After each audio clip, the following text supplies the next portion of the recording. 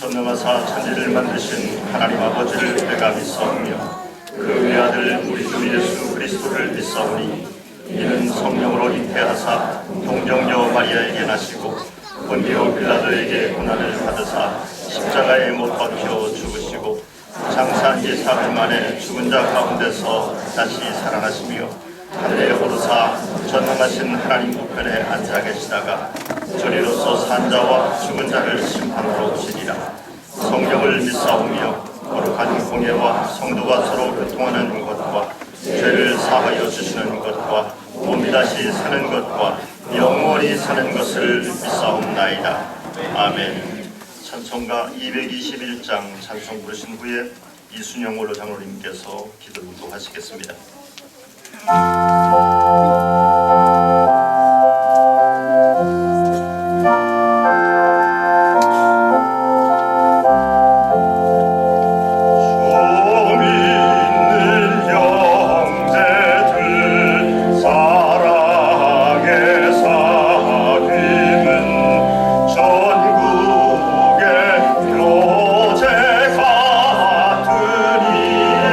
참 좋은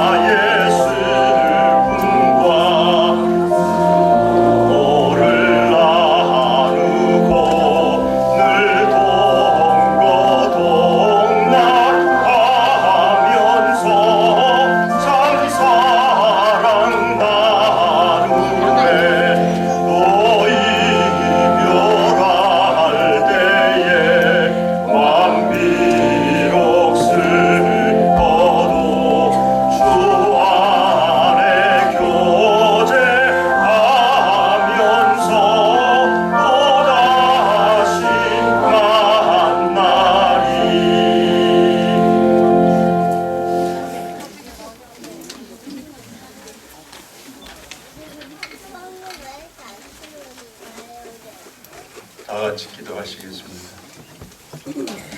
사랑과 은혜가 풍성하신 하나님 아버지께 감사와 찬양과 영광을 올립니다. 교회를 위해 그동안 기도해온 우리들, 모든 것을 아시고 모든 것을 하실 수 있는 아버지 하나님께서 무엇을 저희가 더 아뢰야겠습니까? 이렇게 답답해하는 저희들의 마음을 아시고 새로운 길을 예비하셨습니다. 우리로 하여금 개척교회를 세우게 하셨습니다. 감사합니다. 주님의 뜻을 저희들이 따라가는 충성스러운 교인들이 되게 하실 줄로 믿습니다. 교회 이름도 거룩한 뜻 세움 교회로 명명하셨습니다. 감사합니다. 아버지, 새로이 허락하신 교회를 통해 주님을 섬길 우리들, 교회 이름처럼 거룩한 뜻을 세우는 사명을 감당하기 위해 보혜사 성령님께 도움을 요청하오니 성령님, 우리의 기도를 인도하여 주시고 함께 기도하여 주시옵소서. 그동안 우리 생각대로 우리 힘과 능력에 의지하여 살아왔습니다. 주님을 믿는 우리들이 내 뜻과 세상법으로 살아온 것을 회개하오니 용서하여 주시고 주님과 거리가 멀어진 것을 회복하여 주시고 올바른 관계를 유지하게 하여 주시옵소서. 또한 쉬지 않고 주님과 기도하는 것이 저희 생활화되게 하여 주시고 우리 영이 항상 깨어 있어서 대적하는 삶의 승리를 하게 하여 주시옵소서. 주신 말씀대로 깨닫고 말씀 안에 견고하게 설 수 있게 하여 주시옵소서. 간절한 기도 속에 주님의 응답을 받고 주님의 뜻을 깨달아 순종하는 믿음 갖게 하옵소서. 아버지 하나님, 성령님이 이끄시는 기도가 우리 모두에게 전순갑주를 입혀주시고 완전 무장하게 하여지 감사드립니다. 아버지 하나님, 지금 창립 예배 첫 예배를 드리고 있습니다. 성령으로 충만케 하여 주시옵소서. 신령과 진정으로 예배드리게 하여 주시옵소서. 이 개척교회를 이끌어 나가실 이학성 목사님을 위해서 기도합니다. 앞으로 할 일과 어려운 일들이 예상이 되나 주님께서 지혜와 능력을 주셔서 잘 이끌어나게 하실 줄로 믿습니다. 성령 충만한 가운데 사역을 감당케 하실 줄 믿습니다. 성령님 이끄시는 대로 무장된 우리 성도님들 주님의 원하시는 대로 부름받아 봉사하며 교회 부흥을 위하여 앞장서게 하옵시며 모두가 합력하여 선을 이루게 하옵소서. 이 모든 수고를 아시는 주님께서 합당한 복을 내려주실 줄 믿고 모든 말씀 예수님 이름으로 기도드렸사옵나이다.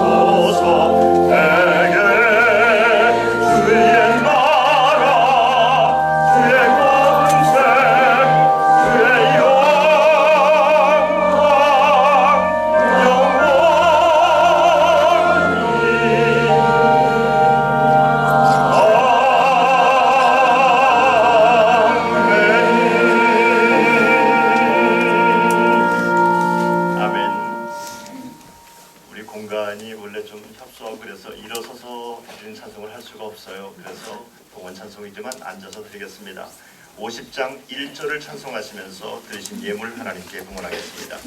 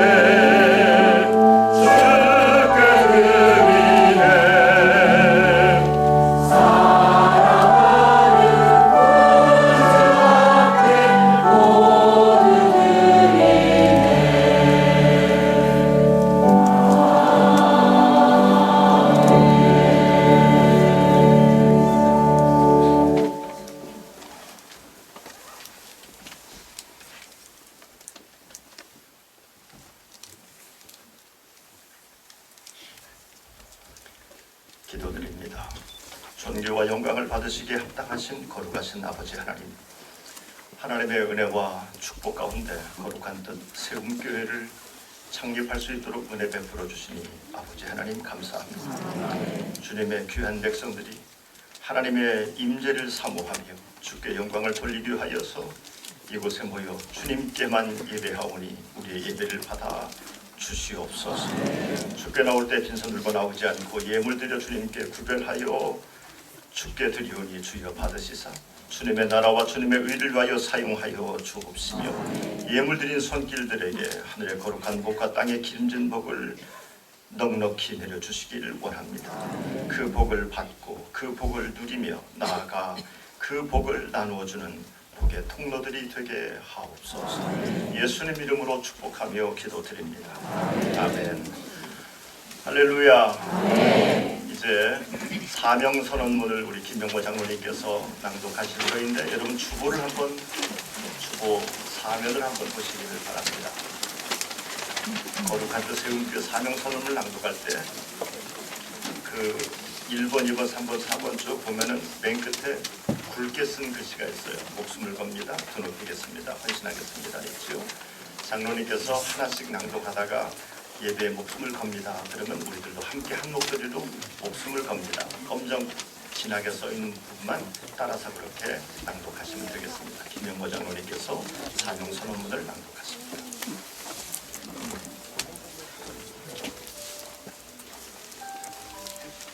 거룩한 뜻 세움교회 사명선언문. 하나, 우리는 하나님을 예배하기 위해 부름받은 공동체임을 기억하며 예배에 목숨을 겁니다. 하나, 우리는 하나님 뜻을 세우기 위해 부름받은 성도로서 거룩과 성실함으로 하나님의 뜻을 드높이겠습니다. 하나, 우리는 땅끝까지 복음을 전파하는 일에 헌신하겠습니다. 하나, 우리는 우리의 가정을 천국 공동체로 세워가기 위해 정직과 성결 운동을 펼치겠습니다. 하나, 우리는 자녀들을 하나님 말씀으로 훈련시켜 이 땅에 거룩한 기둥으로 세워나가겠습니다. 하나, 우리는 하나님으로부터 복을 받고 그 복을 흘려보내는 축복의 통로가 되겠습니다. 하나, 우리는 우는 자와 더불어 울어주며 생명을 살리는 교회가 되겠습니다. 아멘. 하나님께 영광의 박수 올려드립니다.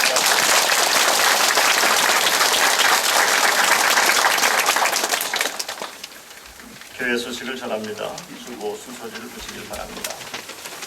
오늘 거룩한 뜻 세움교회 문을 여는 예배 이렇게 많은 분들이 동참해 주셔서 감사드리고 주님의 이름으로 축복합니다. 오늘 특별히 원로장님들께서 많이 오셨어요. 원로장님들만 한번 좀 일어서세요. 원로장님들 좀 일어서세요. 네, 감사합니다. 박수하겠습니다.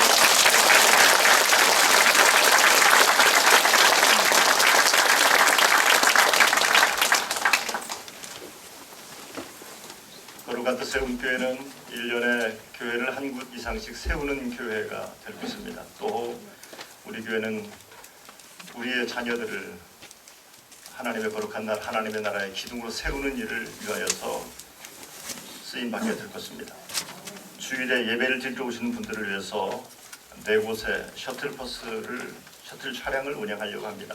당분간은 우리 청장년 선교 회원들이 수고를 하시겠다고 해요. 그래서 그 기간이 정착이 좀 되면은 정상적인 셔틀버스를 돌리려고 합니다. 순서를 찾아보시기 바라고 등촌동 아이파크 아파트 횡단보도 옆에서 10시, 임광아파트 정문에서 10시와 10시 30분, 강서약국 앞에서 10시와 10시 30분, 까치정육점 앞에서 10시에 셔틀을 운영합니다. 이 주보를 만들고 그 교회 로고를 CI를 만들고 하는 일에 우리 문경희 권사님과 유수정 권사님께서 수고 많이 해주셨습니다. 감사드립니다. 또 오늘도 예배 차량으로 수고해 주신 청장년 선교 회원들께 감사드립니다. 교회 창립을 감사해서 김영모 장로님 가정에서 떡을 제공해 주셨습니다. 나가시다 잡수시면 되겠고요. 그리고 그 떡 어르신들께서 아래층 1층에 교사 식당이 있는데 그 식당에서 잡수시고 교제를 나누고 가셨으면 좋겠습니다. 온라인으로 헌금하실 때에는 11조를 드릴 수 있는 통장, 또 감사와 주일헌금, 기타 헌금을 드릴 수 있는 통장을 구분해 놨습니다. 그래서 이름, 생일, 헌금 구분을 꼭 해주시면 되겠습니다.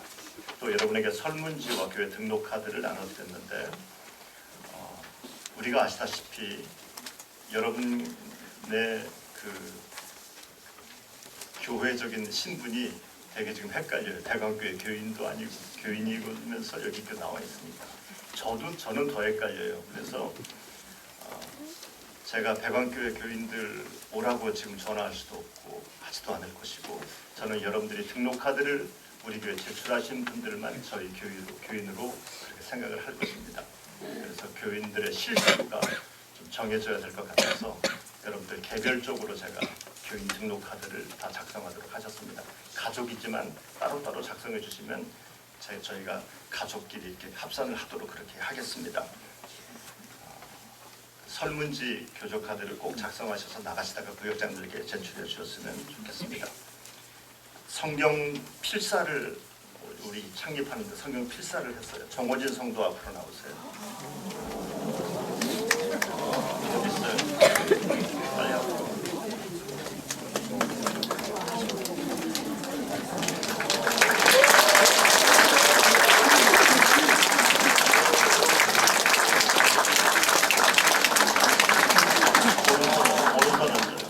기도합시다. 하나님 아버지 감사합니다.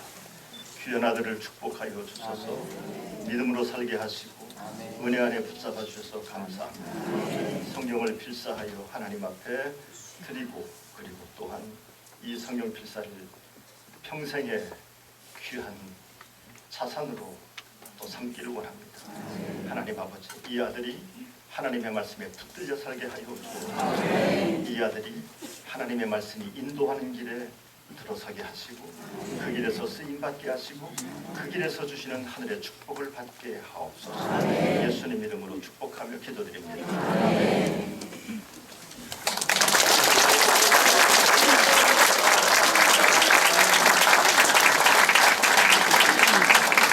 하나님 말씀 사도행전 20장 7절로 11절까지 말씀입니다. 그 주간에 첫날에 우리가 떡을 떼려 하여 모였더니 바울이 이튿날 떠나고자 하여 그들에게 강론할세 말을 밤중까지 계속하며 우리가 모인 윗다락에 등불을 많이 켰는데 유두고라 하는 청년이 창에 걸터 앉아 있다가 깊이 졸더니 바울이 강론하기를 더 오래 하며 졸음을 이기지 못하여 3층에서 떨어지거늘 일으켜보니 죽었는지라. 바울이 내려가서 그 위에 엎드려 그 몸을 안고 말하되 떠들지 말라. 생명이 그에게 있다 하고 올라가 떡을 떼어 먹고 오랫동안 그 날이 새기까지 이야기하고 떠나니라. 사람들이 살아난 청년을 데리고 가서 적지 않게 위로를 받았더라. 아멘. 이 시간 특별 찬양 순서가 있는데요. 먼저 우리 소프라노 이선미 집사님께서 복창을 그리고 이어서 청장년 선교 회원들이 하나님께 영광을 올려드리겠습니다.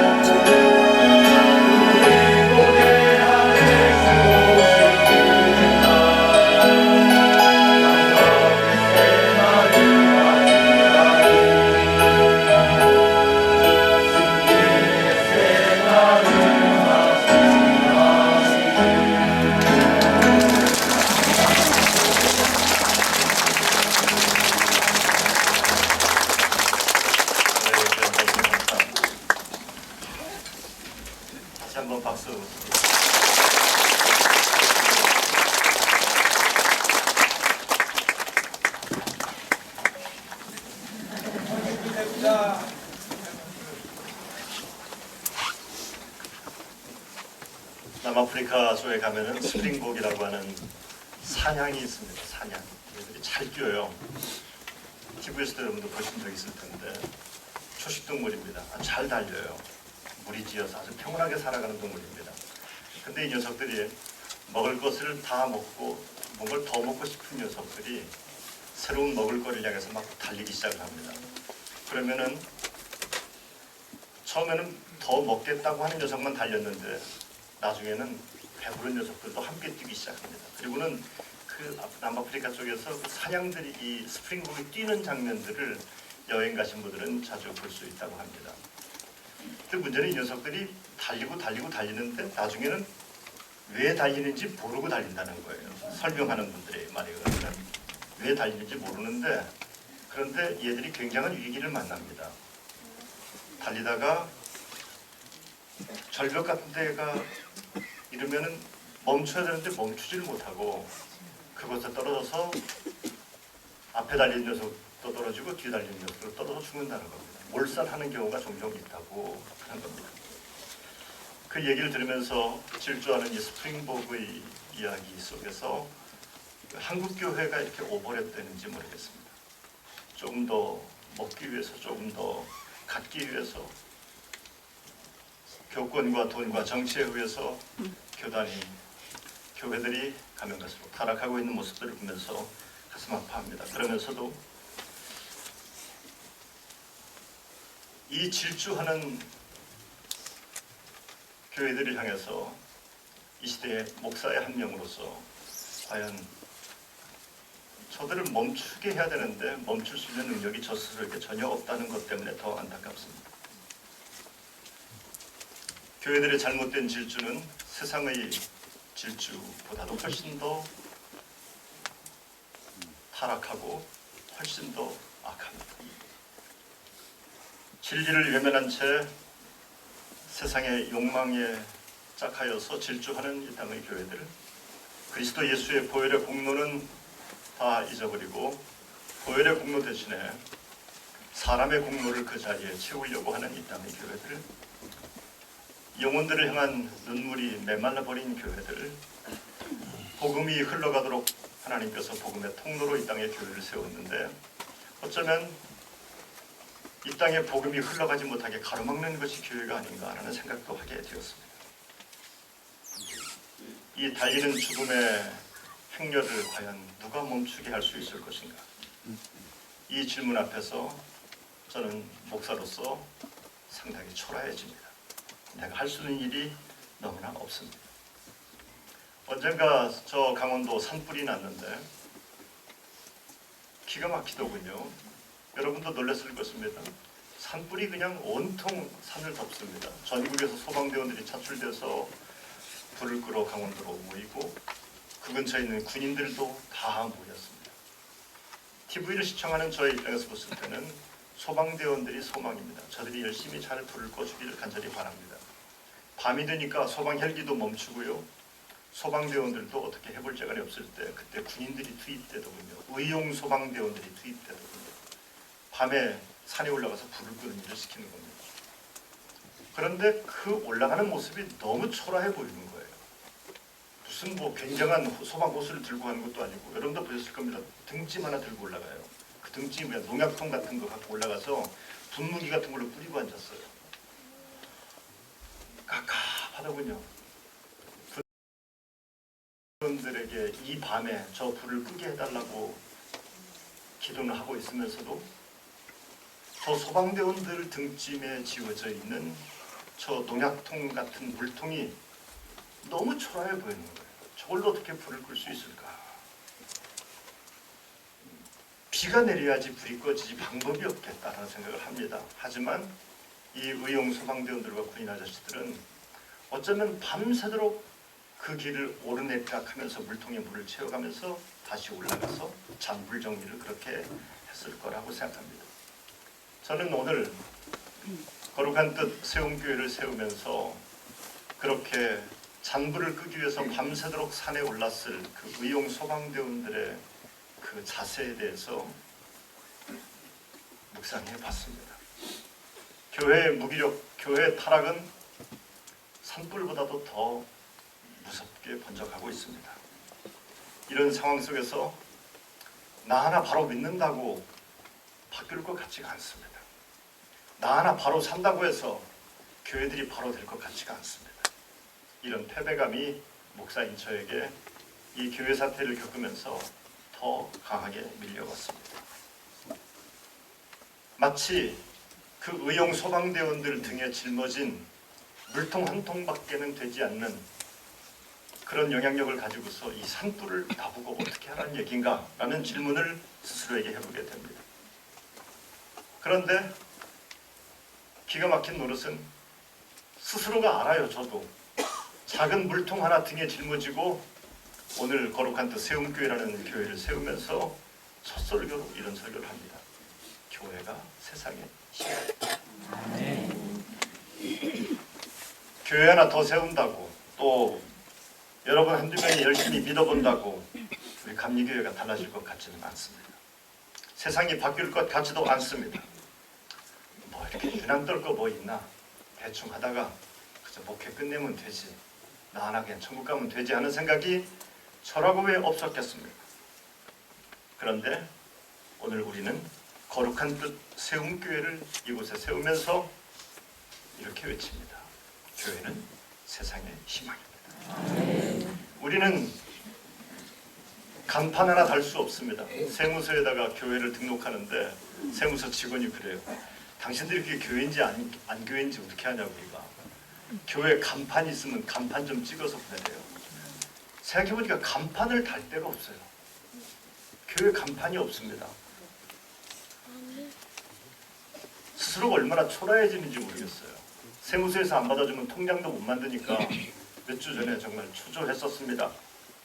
그런데 예수님께서 우리들에게 이렇게 말씀하신 적이 있습니다. 너희는 세상의 빛이라. 산 위에 있는 동네가 숨기지 못할 것이요 라고 말씀하셨습니다. 여러분, 예수님이 말씀하신 이 빛이 어떤 빛이라고 여러분은 생각하십니까? 여기 요즘 말하는 십자가, 이 교회에 있습니다. 네온사인, 이런 빛을 말할 거라고 여러분 생각하십니까? 아닙니다. 그것은 여기에 교회가 있다고 하는 교회를 선전하고 광고하는 빛도 아니고 교회가 얼마나 아름답고 근사한 프로그램을 돌리냐 하는 그런 프로그램의 빛도 아니고 그것은 그 교회를 섬기는 하나님의 백성들이 얼마나 순결하고 고결하고 하나님께서 합당한 삶을 살아가는가가 그것이 곧 빛이라고 하는 이야기입니다. 초대교회 지금 역사 속에서 진정한 교회로 칭찬받는 교회들을 보면은 그들은 교회 건물이 멋있었던 교회가 아니라 그 교회를 섬기는 사람들이 세상과는 달랐습니다. 노는 게 달랐습니다. 살아가는 삶의 스타일이 달랐습니다. 여러분, 빛이라는 게 그래요. 본질상 빛은 드러내기보다 감추는 것이 훨씬 더 어렵습니다. 빛을 감춰본 사람이 있습니까? 막 암막 커튼 달고 하지만 그래도 빛은 다 새어나오게 되어 있습니다. 그 말씀이 곧 산 위에 있는 동네가 숨겨질 수 없다고 하는 뜻이 될 것입니다. 교회가 여기 있다고 우리는 정말 좋은 교회라고 우리가 아무리 전단을 뿌리고 광고를 내고 선전을 해도 여러분과 저의 행실이 악한 행실이라면 빛은 드러날 수 없을 것입니다. 그러나 너희는 빛이야. 내가 빛이라고 선언했어. 그러니까 그냥 있어도 너희는 드러날 거야 라고 말씀합니다. 세상에 빛이 되기 위해서 교회들은 저마다 다양한 방법을 동원해서 빛인 것을 선전하려고 합니다. 그런데 주님께서 너희는 세상의 빛이라고 우리들에게 명령하신 것이 아닙니다. 너희는 빛이 되어야 된다고 명령하신 것이 아니에요. 주님께서는 선언하셨습니다. 너희는 빛이다. 너희는 빛이다. 선언하셨어요. 그런데 내가 빛인 것을 누가 잊고 사냐? 나만 모르고 살아가는 거예요.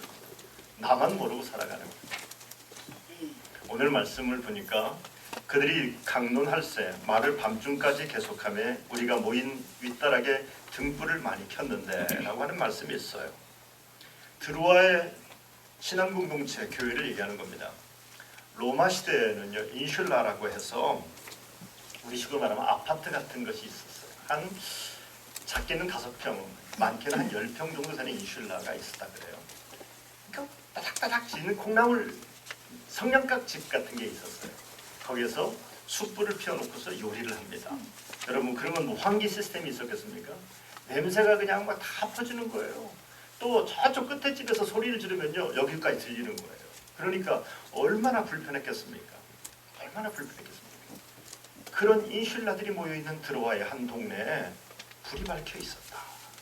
거기서 하나님을 예배하는 사람들이 모였다는 겁니다. 우리는 이런 얘기를 많이 하죠.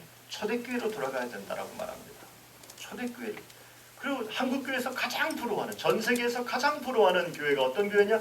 초대교회였습니다. 그러나 그거 아십니까? 초대교회는 주 300년 동안 건물을 가져본 적이 없습니다. 그들은 건물 없이 이렇게 드로아에 있는 인슐라처럼 로마의 지하 감옥에서 그렇게 그들은 하나님께 예배를 드렸던 겁니다. 그 중에서 혹시 교인들 가운데 좀 부자 교인이 있으면 집이 좀 커면 그 집에 들어가서 좀 넉넉하게 예배를 드렸겠지요. 고린도 교회 같은 경우가 그랬습니다.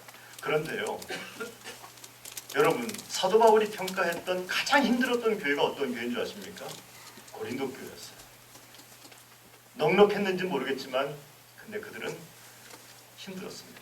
사도 바울을 향해 핍박했고 교인들끼리 분열되었고 고통스러운 교회였습니다.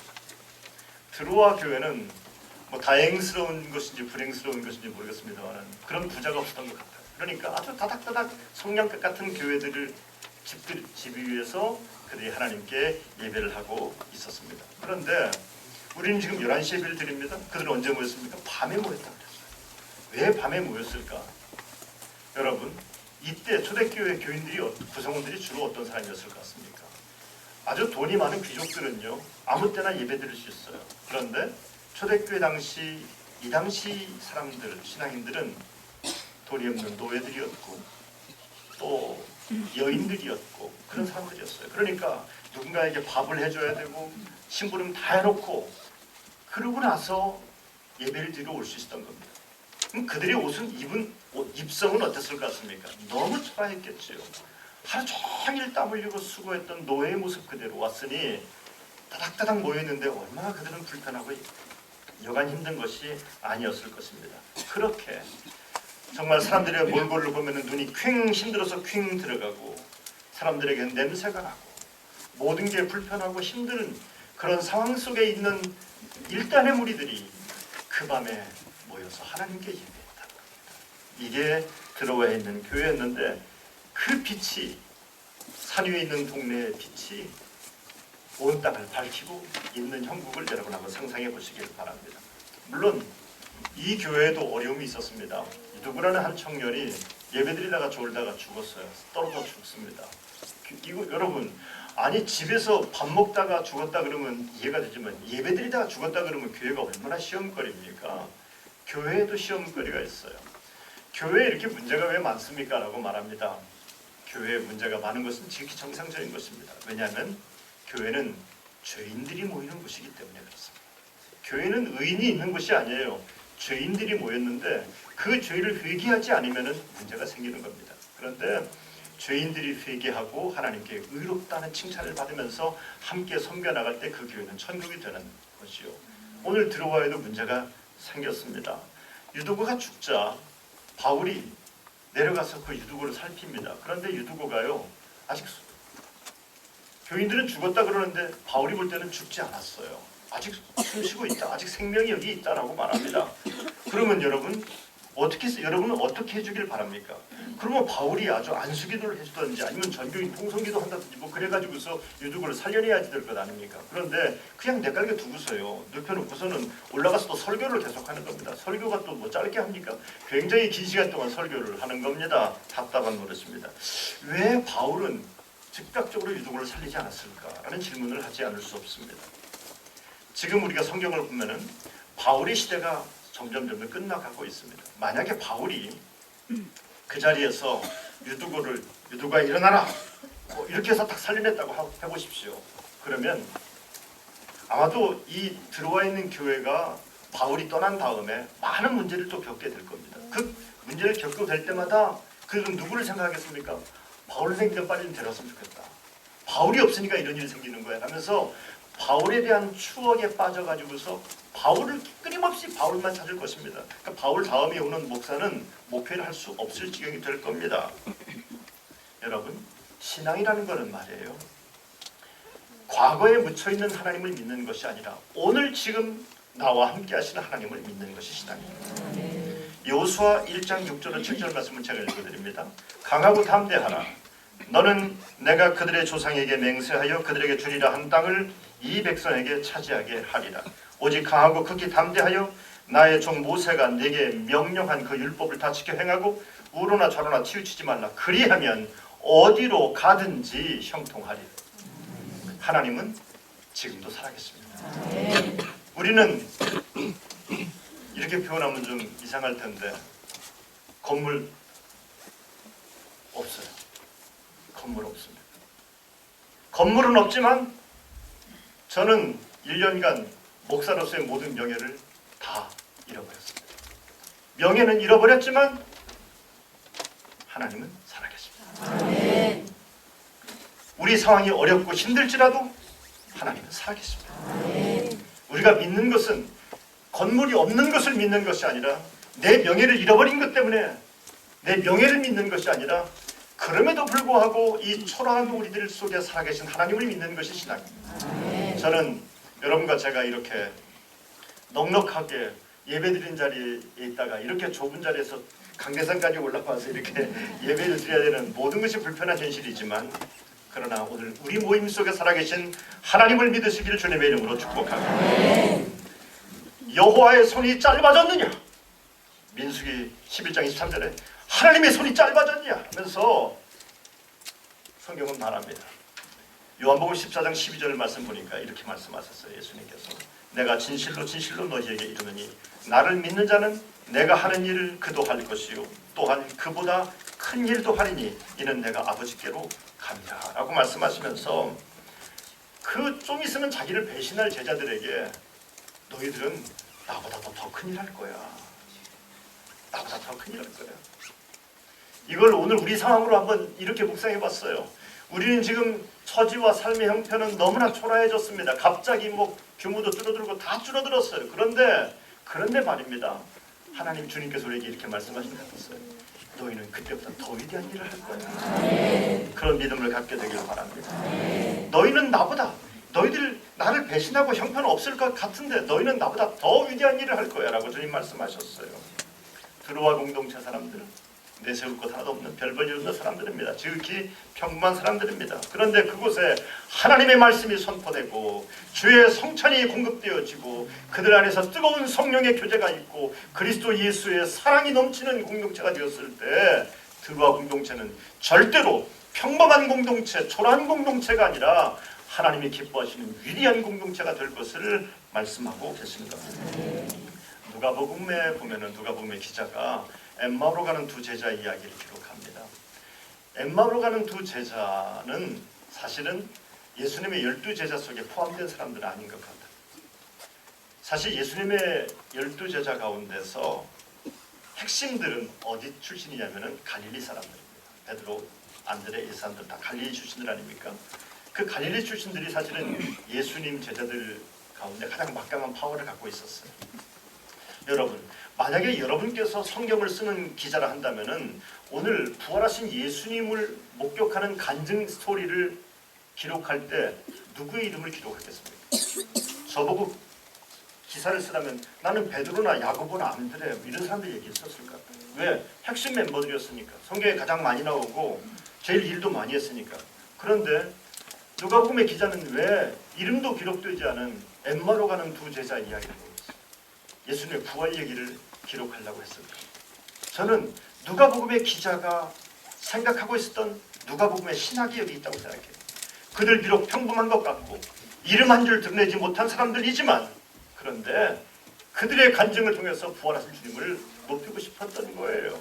성도 여러분, 우리가 가진 것은 지금 없습니다. 우리가 가진 것은 없고 이렇게 따닥따닥 예배하는 이 자리에 불편하게 앉아있지만 서서 예배를 드리지만 그런데 하나님은 우리를 통해서 위대한 일을 하실 것을 믿으시길 바랍니다. 하나님이 여전히 나와 함께 하시고 지금과는 비교할 수 없는 더 위대한 일을 하실 것을 믿는 사람들이 거룩한 그 세움교회 교인들이 되어야 될 줄로 믿습니다. 드로아의 작은 집, 그곳에 있는 평범한 사람들, 냄새나던 사람들 괜찮아요.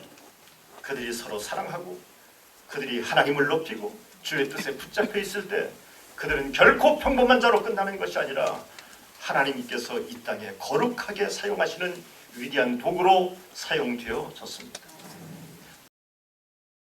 이제 교회가 이렇게 되다 보니까 저는 개척 처음 해봐요. 해봐서 개척을 어떻게 하는지 잘 모릅니다. 근데 또 뭐 공간이 이런 아직 돈도 없고 그래서 무슨 빌딩도 못 얻고 그러다 보니까 수요 예배 새벽기도 이런 것을 어떻게 엄두를 지금 내지 못한 상황인 것은 분명한 사실입니다. 그런데 걱정하지 마세요. 조만간 그것도 해결될 거라고 저는 믿습니다. 그래서 새벽기도 드릴 수 있고 수요 예배도 드릴 수 있는 시간이 곧 오게 될 것입니다. 조금만 기대하세요.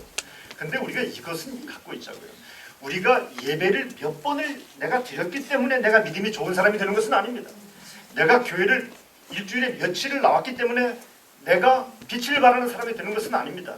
이미 여러분들은 빛입니다. 한 주간 한 번밖에 들을 수 없는 말씀을 듣고 살아가지만 그 말씀을 붙잡고 그 말씀대로 살아가려고 몸부림치면은 여러분 속에서 막 빛이 아주 그냥 막 엄청나게 발하게 될 줄로 믿습니다. 한국 교회는 약간 특별 중독증이 좀 있는 것 같아요. 다들 특별한 걸 뭔가를 해보고 싶어해요. 여러분, 그런데 비록 우리가 무슨 특별한 집회는 하지 못하고 특별한 행사, 연합행사는 할 수 없는 그런 열악한 조건을 갖고 있는 것은 사실이지만, 그러나 여러분이 52주 이 교회에 나와서 하나님 말씀 듣고 그 말씀을 붙잡고 묵상하는 일에 최선 다하면은 그 말씀 한 절이 여러분의 인생을 바꾸게 될 줄로 믿습니다. 특별한 어떤 날이 특별한 날이 되는 것이 아니라 여러분 매일 주일이 여러분에게 특별한 날이 되기를 축원합니다. 우리나라의 지도층이라고 하는 특별한 사람들 많이 나오잖아요.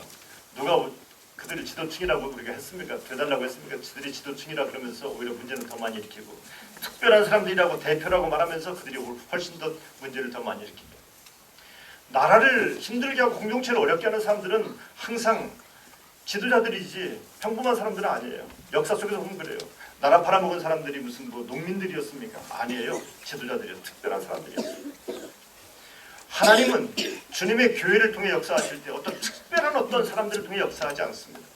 지도자들을 통해 역사하지 않습니다. 그저 주님의 몸된 교회를 사랑하고 아끼고 하나님 나라를 세우기를 원하는 사람들을 통해서 하나님께서는 위대한 역사를 만들어 갔습니다. 그러고 보니까 세상 앞에서는 나는 평범한 사람일지 모르지만 하나님께 나는 아주 스페셜리스트, 특별한 사람인 것을 잊지 않게 되기를 바랍니다. 그러면 어디서 출발을 해야 될까 생각을 해봤어요. 성경은 12절에 이렇게 말하고 있어요. 사람들이 살아난 청년을 데리고 가서 적지 않게 위로를 받았더라. 위로를 받았는데 적지 않게다. 많이 받았다니. 안 그렇겠어요? 죽었던 사람이 살아났으니까 얼마나 위로를 받았겠어요? 너무 위로를 많이 받았어요. 위로를 많이 받는다는 말은 다른 반대로 말하면 슬프고 괴로운 일이 많다는 거예요. 울 일이 많아요. 울 일이 많습니다. 울 일이 많은데 여러분도 이렇게 딱 보면 내가 관상쟁이는 아니지만 울 일이 많습니다. 울 일이 많은데 사실은 울 데가 없어요. 내가 울잖아요. 그러면요, 남편도 싫어하고 부인도 싫어하고 징징 짜기만 한다고 그러고 뭐라고 그러고 애들도 싫어합니다. 어디 가서 웁니까? 현관을 나서는 손주가 할머니한테 물어봤습니다. 할머니 어디 가요? 교회 간다. 교회 뭐하러 가요? 울러 간다. 왜 예배당 가서 울어요? 그랬어요. 그랬더니 할머니가 그럽니다. 울 데가 없다. 맞아요. 울 데가 없어요. 주님밖에 울 데가 없어요. 저는 예배드리다가 교인들이 우는 모습 보면서 내 말씀을 듣고 은혜 받는 줄 알았어요. 근데 사실은 남편한테 속색이고 남편이 속색이고 뭐 돈 안 갖고 오고 몸 아프고 자식이 속색이는데 와서 설교 듣다 보니까 이게 딱 맞으니까 눈물이 나는 거예요. 철이 없어 목회할 때는 내가 교인들의 인생을 변화시킬 거라고 생각했어요. 그런데 교회 사태를 겪으면서 제가 깨달은 게 뭐냐면은 철이 좀 드는 거예요. 함께 울어주는 게 목회구나라는 생각이. 우는 자들과 함께 더불어 울어주는 목회를 해야겠다. 사람들이 행복할 때는 목사한테 안 옵니다. 맛있는 거 사 먹으러 다니지 목사한테 안 와요. 그 목사 보고 만나자 그러면은 가슴이 철렁해요. 아, 이분이 뭔가 사고가 났구나. 어디 아프든지 뭐가 일이 있구나. 그래요. 울 때가 있다는 게 참 좋은 거죠. 울 때가 있다는 게. 울고 싶은 곳이 교회이고 울고 싶은 사람이 목사 앞이라면은 그건 좋은 거죠. 나는 교인들이 목사님 만났으면 울다 와야겠다라고 생각하는 목사가 되야겠다라는 생각을 했습니다. 남은 목회 여정에서 여러분과 함께할 때 여러분과 함께 우는 목사가 되겠습니다. 저는 무슨 어마어마한 능력을 발휘할 만한 능력은 저에게는 없습니다. 그러나 이것만큼은 약속드릴 수 있어요. 여러분을 혼자 울게 하지는 않겠습니다. 우리 거룩한 뜻 세움교회는 아무도 혼자 울지 않는 교회, 함께 울어주는 교회가 되겠습니다. 우리가 함께 울어줄 수만 있다 한다면은 눈물 흘리는 어떤 사람에게 함께 울어줌으로 위로와 소망이 될 수 있다면은 그 사람은 세워지게 될 것이고 그 사람은 역시 하나님께 쓰임받은 사람이 될 줄로 믿습니다. 교회 와서 말씀 듣고 은혜 받고 집에 가서 남편은 아내에게, 아내는 남편에게, 부모는 자식에게, 자식은 부모에게 얼마나 힘들었어요.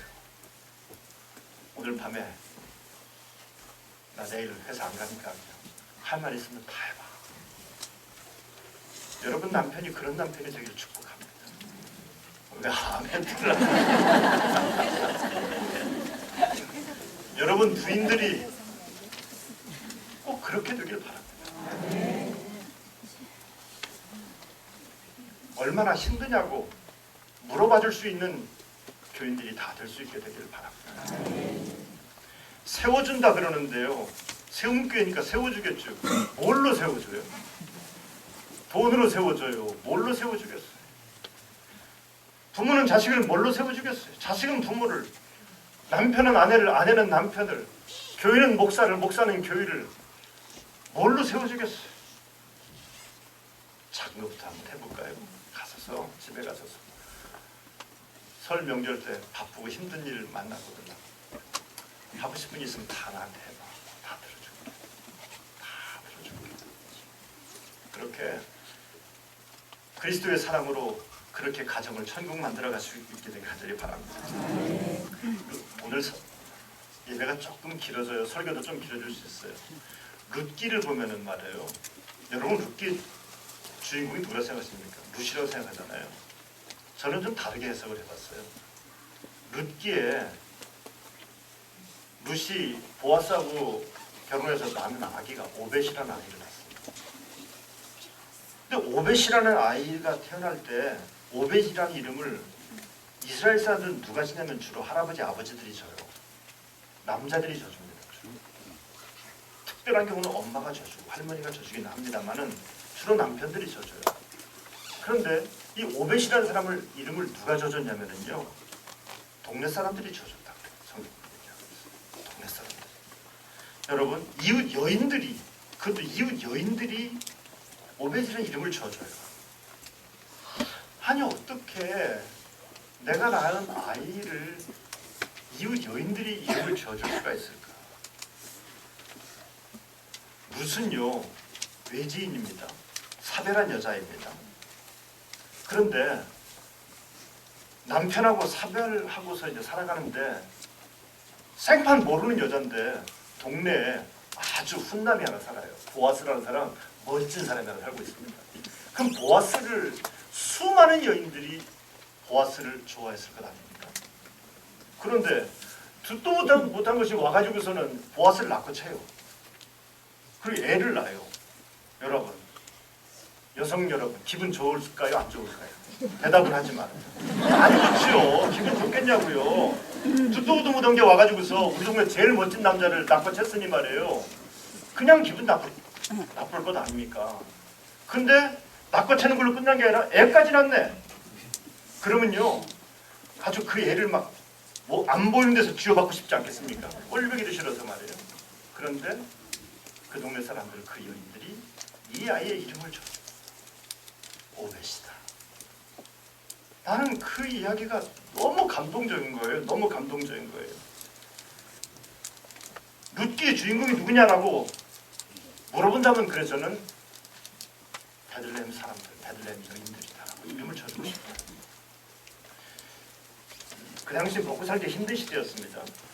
그리고 그 당시는 사사 시대였어요. 이 시대는요, 자기 뜻대로 살던 시대였어요. 그래서 하나님의 뜻 같은 건 상관도 하지 않고 살았던 시대였어요. 하나님의 뜻도 상관하지 않고 먹고 살기도 힘든 시대였는데, 이스라엘의 법에는 어떤 게 있었냐면 기업 물은다는 게 있어요. 그건 뭐냐면 나랑 친척 어떤 사람이 갑자기 돈을 잃어버려 가난해져요. 그러면요, 그 사람의 땅을 내가 사주는 거예요. 그래서 이 사람을 먹고 살게 해주는 거예요. 여러분, 하나님 말씀을 지키지 않는 시대에, 먹고 살기도 힘들어서 내 입에다가 풀칠하기도 힘든 시대에 먼 친척 거를 사줘요? 미친놈이나 하는 짓이죠. 그거는요. 그런데 베들레헴은 그 약속을 지키고 있었어요. 그 하나님 말씀을 지키고 있었어요. 하나님의 말씀을 지키고 있던 이 베들레헴에 아무도 희망이 없는데, 그런데 어떤 아이 하나가 태어납니다. 그리고는 그 아이의 이름을 동네 여인들이, 야, 우리 이 아이의 이름을 오벳이라고 하자. 오벳이라고 하자. 여러분, 그 마을이 뭐 대단한 마을인 줄 아십니까? 미가서에 보면은 그 마을을 이렇게 설명합니다. 유다 족속 중 유다 족속 중에 작을지라도 별 볼 일 없는 동네라는 거예요. 유다 땅에 가장 별 볼 일 없는 동네가 베들레헴이었다는 겁니다. 그런데 그 가장 작은 동네, 초라한 동네에 살고 있는 사람들이지만 그 여인들이 사랑했어요. 세워줬어요. 만약에 이 루스를 말이죠, 네가 우리 동네 훈남을 네가 낚아채하면서 막 무시하고 발시했다면 이 여인은 어쩌면 자살했을지도 몰라요. 얼마나 고통스러웠겠어요. 이방 여인이기도 했지, 미움당했지. 얼마나 고통스러웠겠어요. 그런데 이 여인을 그렇게 세워줬던 겁니다. 한국 교회는 이미 사사시대에 접어들었다는 말을 합니다. 어디 가서 교인이라는 얘기를 하기가 부끄럽고 내가 목사라고 하는 얘기를 정말 못하겠어요. 부끄러운 시대를 살아가고 있습니다. 그런데 사사시대, 하나님의 뜻대로 살지 않는 것이 문화였던 시대에 그들은 하나님의 말씀을 지키고 서로 사랑하며 살았다. 이스라엘 민족이 바벨론 포로에서 돌아옵니다. 돌아와서 룻기를 읽습니다. 룻기를 읽으면서 그들이 무슨 생각을 했을까요? 우리는 어떤 공동체를 이제 만들어갈까? 자기들끼리 얘기하지 않았겠습니까? 룻기를 읽으면서 그래, 우리 서로 힘드니까 베들레헴을 한번 만들어보자. 내가 비록 룻이 못 되고 그저 동네 여인들이 된다 할지라도 오벳이라는 이름을 지어줄 수 있는 넉넉한 마음의 소유자가 되자 라면서 베들레헴 같은 공동체를 그들은 세워갔던 겁니다.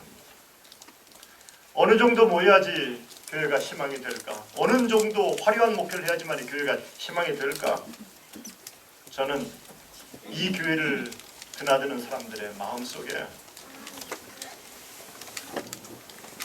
눈물을 흘리고 고통스러운 사람들이 교회에 나와서 위로받고 소망을 얻을 수 있다면 그들이 세움받을 것이고 그들이 나가서 세상 속에서 거룩한 백성으로 쓰임받게 될 것을 기대하고 믿습니다. 뭐 특별한 거 생각하지 마세요. 저는 서두에 등짐을 지고 불란산에 올라가는 의용 소망대원 이야기를 드렸습니다. 저 뭐하는 짓일까? 물통 지고 산에 올라갈 일이 뭘까? 감사한 일은 그 다음날 비가 많이 와서 산불이 다 꺼졌다는 뉴스를 들었습니다. 그때 제가 그랬어요. 그러면 그렇지, 니들이 끈 게 아니라 비가 끈 거야 라고 사람들은 다 그렇게 얘기했을 것입니다. 그런데 분명한 얘기가 맞지만 우리가 하나님 이 절망을 향해 뛰어가고 있는 이 땅의 사람들과 이 땅의 교회들을 향해서 우리 거룩한 뜻 세움교회가 희망이 되려고 한다면 최소한 물 한 통 지려고 하는 마음은 갖고 있어야 되지 않겠습니까? 하나님께서 은혜의 단비를 내려주시고 강력히 역사하시면은, 기적적인 역사하시면은 그렇게 질주하던 질주 스프링벅도 뒤를 돌아설 거예요. 이민족도 이 땅의 교회들도 회개하고 돌아설 겁니다. 그러나 하나님의 역사를 기대하는 사람들이라 한다면 하나님 우리 등에 물통 한 짐을 지고 내가 산에 올라가겠습니다라는 헌신은 결단해야 되지 않겠습니까? 저는 그런 의미에서 우리 모두에게 세 가지 윤리적인 행동을 여러분에게, 저에게도 요구합니다. 첫째는 따라서 합시다. 돈에 정직합시다. 돈에 정직합시다. 정직운동입니다. 이거는 돈에 정직하십시오.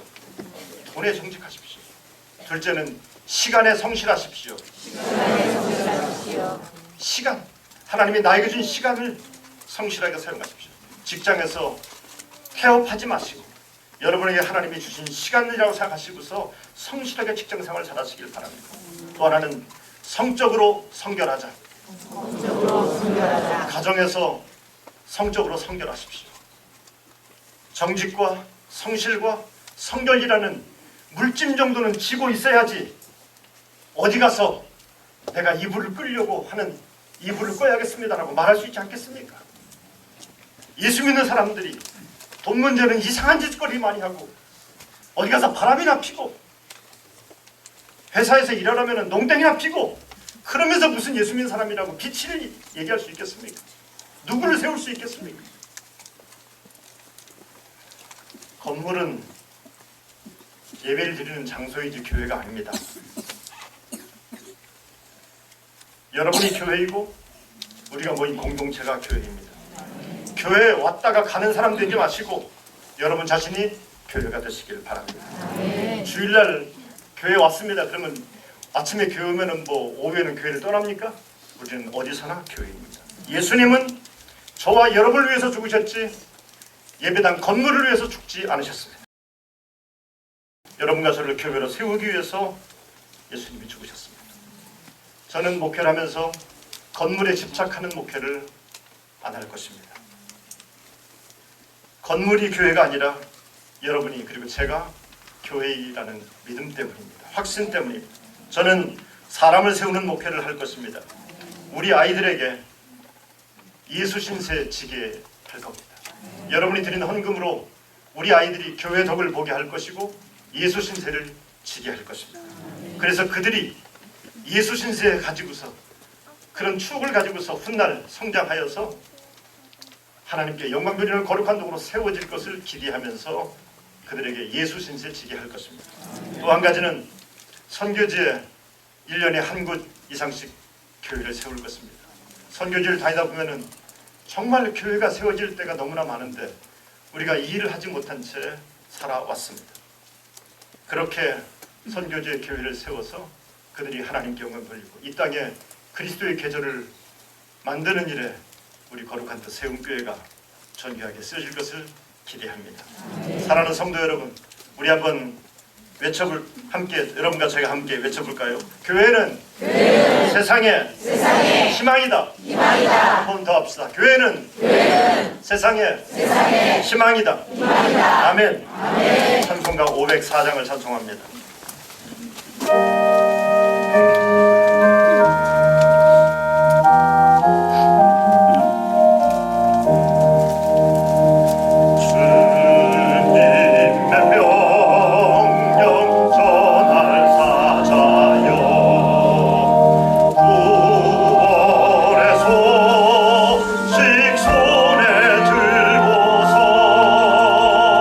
그 소식 너